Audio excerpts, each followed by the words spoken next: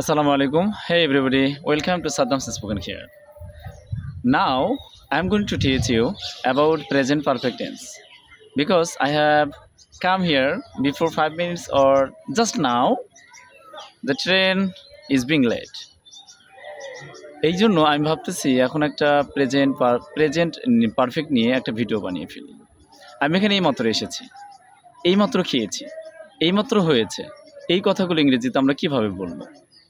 Just মাত্র হয়েছে কিন্তু ফলটা এখনও বাকি আছে, এই তো আমি এখন এখানে স্টিল আছি। সো এই কথাটা আমি যদি বলি তাহলে ইংলিশে আমাকে অবশ্যই প্রেজেন্ট পারফেক্ট টেন্সের আশ্রয় নিতে হবে।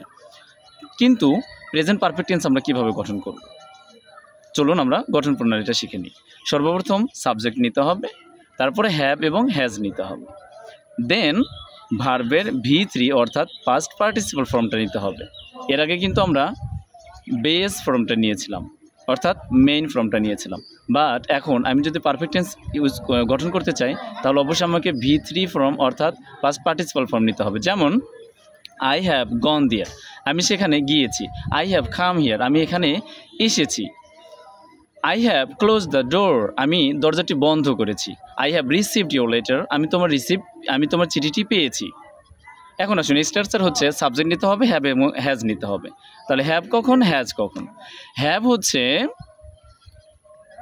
আই ইউ দে, বহু বচন সমস্ত কিছুর ক্ষেত্রে হ্যাভ। জাস্ট হ্যাজটা ব্যবহৃত হবে থার্ড পারসন সিঙ্গুলারের ক্ষেত্রে। শির সাথে, হির সাথে, রহিম, করিম, যদু, মধু, কদু, পৃথিবীতে যত নাম আছে সবার সাথে হ্যাজ ইউজ হবে। যেরকম আই হ্যাভ কাম হিয়ার, আমি এখানে এসেছি। শি হ্যাজ কাম হিয়ার, সে এখানে এসেছে।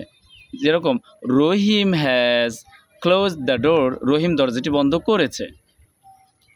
চলুন আমরা তাহলে কিছু প্র্যাকটিস করে ফেলি। আই হ্যাভ কাম হিয়ার, আমি এখানে এসেছি। ইউ হ্যাভ কাম হিয়ার, তুমি এখানে এসেছো। দে হ্যাভ কাম হিয়ার, তারা এখানে এসেছে। শি হ্যাজ কাম হিয়ার, সে এখানে এসেছে। Rahim has come here, Rahim এখানে এসেছে। But Karim has not come here, Karim এখানে আসেনি। At last, please subscribe my channel, click on the bell and pray for me. Just bye bye.